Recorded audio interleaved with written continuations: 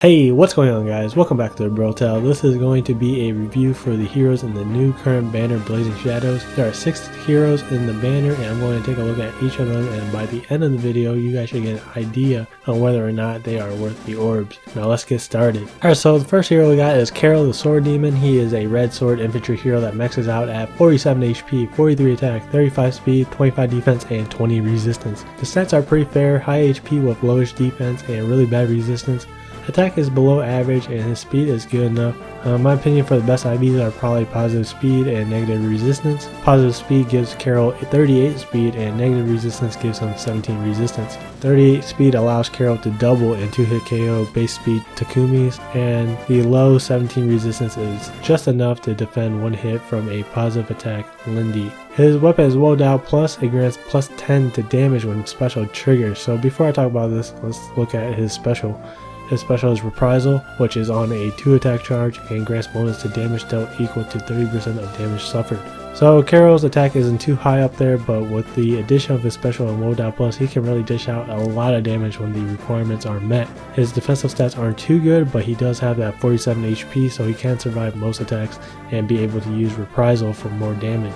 If you want to use his special effectively, I would say you would have to use Carol as a counter attacker most of the time, and here's when having more speed is crucial. When enemy with 5 lower speed attacks Carol, that's one charge, and then when Carol counterattacks, it's the second charge, and Carol will follow up with the special along with the Woe Plus effect. His type A passive is Defiant Attack 3, which grants him 7 attack at the start of the turn if his HP is at or below 50%. If the enemy gets Carol below 50% and doesn't die from the special Woe Wombo combo, then Carol is going to have 7 extra attack along with his second passive, Desperation 3. Desperation 3 lets Carol attack 2 times if initiating combat when his HP is at 75% or lower. So Carol will basically act as if he had a brave weapon. It's kind of similar to Lynn's Soul Caddy, except Soul Caddy procs at 50% or lower instead of 75%. So Desperation 3 is a lot easier to proc. My favorite thing about Carol is that all his skills really mesh well together with his stats.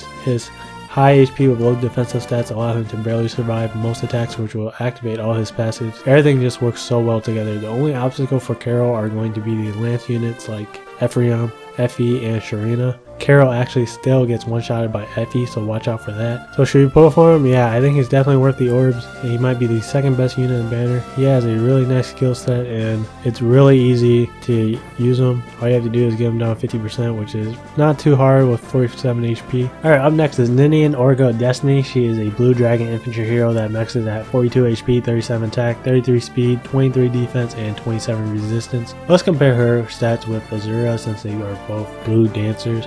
Azura has 36 HP, 43 attack, 36 speed, 21 defense, and 28 resistance. The stats are fairly similar. The only notable differences are the 6-point difference in HP and attack. I personally like Ninian's stats a little more than Azura since dancers are used mostly for dancing. You don't really need to be attacking with them. You should kind of just let them chill in the back and support other units, so you don't really need that attack stat. The counter argument would be that Azura has better attack and speed, so she is more effective as an offensive unit, thus not requiring another lance unit on the team. So what I'm saying is that they're both good in their own right. When attacking, Ninian actually does a good chunk of damage to all the high tier red sword heroes, and she even survives an attack from Lucina despite the falchion effect. Her weapon is Light Breath Plus. It grants adjacent allies plus 4 defense and resistance through their next actions after any combat this unit initiates. So here is when it gets a little awkward. You want to use a dancer for dancing, but she has a good AoE buff that requires you to initiate an attack to activate it. For me, the weapon effect really doesn't matter. She could have no effect and I'd be fine with it because she has a skill called Dance, and Dance enables target to take another action. Cannot be used on units with Sing or Dance. Man, you can slap this skill on any unit and they automatically become a good unit. If you slap this ability on Worse, you know how good he could become? Well, let's imagine if he could equip Dance and Heal together, then he would be like really OP.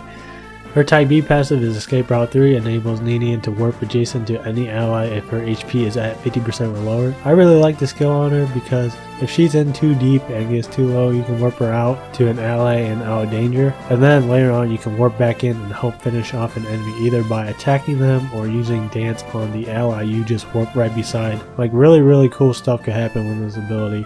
and it could come in pretty clutch. Her Type C passive is Fortified Defense 2 and grants allies +3 defense through their next actions at the start of each turn. The upgrade version is Fortified Dragons and it's the same effect except it's +6 defense and resistance only to adjacent dragons. If you can get a dragon team going with Ninian, then this passive is insane. +6 to both defense and resistance is a lot of stats. If you don't have a dragon team, you can just use the +3 defense AoE buff and it's still pretty good. This shouldn't be news to anyone, but she's really good. She has the dance ability and multiple AoE buffs along with pretty good stats. You can use her on any team. It doesn't even need to have dragons on it. Think of her as a more defensive version of Azura. Is she good? Of course. I think she is the best hero in the banner. Alright, next is Rebecca Wildflower. Now guys, first take a look at her eyes in the picture. Like, what the fuck? Why did they make her look so creepy? That's already a bad sign, guys. Anyway, she is a bow infantry hero, and at max level, she has 37 HP, 30 attack, 34 speed, 24 defense, and 27 resistance. For a bow unit, her HP and defense are expected to be what it is. Attack is terrible, speed is decent, and resistance is not too bad. She has enough attack and speed to take down Camilla, but not Minerva. She will leave Minerva at 4 HP without Minerva activating her damage reduction special, which is pretty sad. Her weapon is Silver Bow Plus, which has no effect other than the regular effectiveness against flying unit. Her assist is Ardent Sacrifice. I didn't like this skill when the game first launched, but I'm starting to find out its usefulness for ranged heroes. On turns when you can't attack anyone, you can heal an ally instead of just wasting a turn moving and not doing anything. It's not anything substantial, but it can be useful at times if you are running a rainbow team without a dedicated healer. Her first passive is Darting Bow 3. It grants her +6 speed when she initiates the attack. But when she is attacking, she goes up to 40 speed, which helps her a lot. Her second passive is Seal Attack 3. After combat, foe suffers -7 attack through its next action.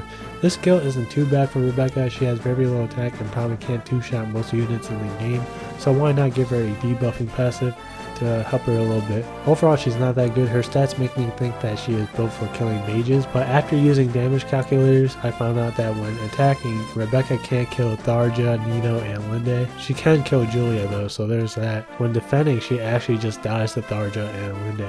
She gets great speed from Darting Blow to allow her to double many enemies, but her low attack just doesn't do anything for her. So should you pull for her? No, I think she's one of the worst heroes in this banner. Alright, next we got Jafar, Angel of Death, the star of the banner. He is a thief, infantry hero, and at max level he has 41 HP, 42 attack, 38 speed, 20 defense, and 17 resistance. Jafar has the kamikaze stats. He has the highest attack and speed of any thief in the game right now.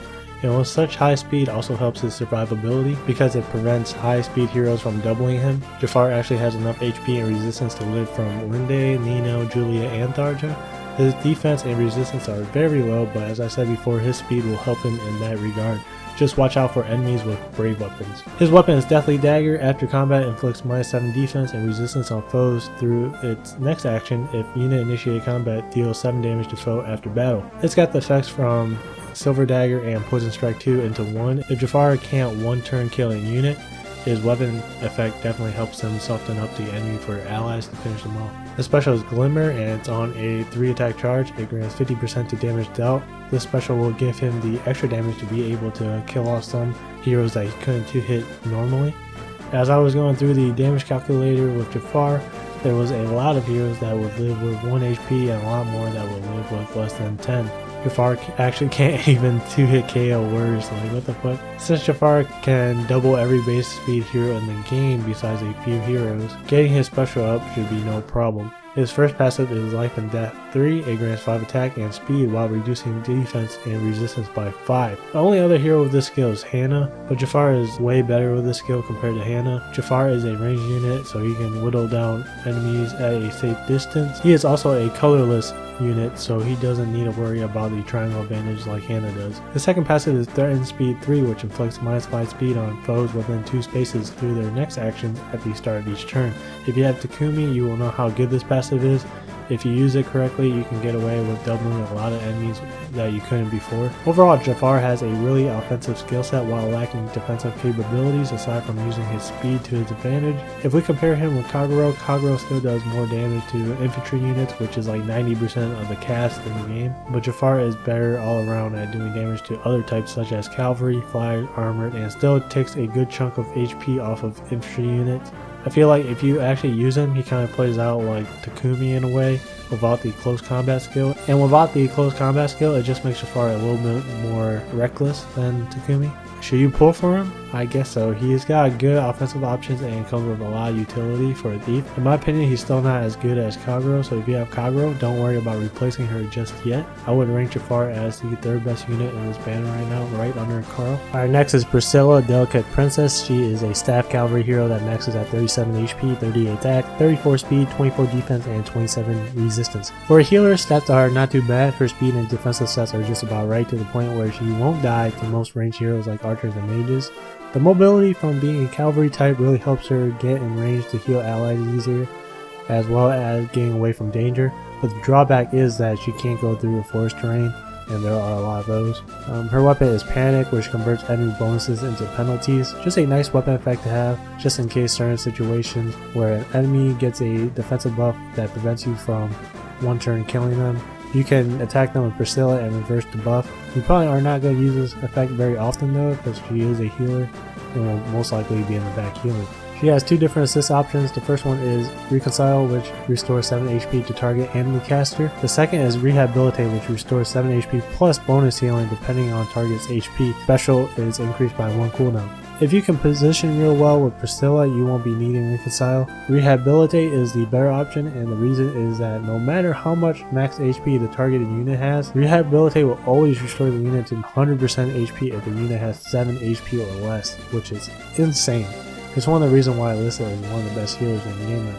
She has two specials. The first one is Imbue, which heals an additional 10 HP, and the second one is Still Water Bomb, which gives all allies plus 4 resistance for a turn when healing an ally. Both these specials are on 1 charge and will shoot up to 2 charge if you use Rehabilitate.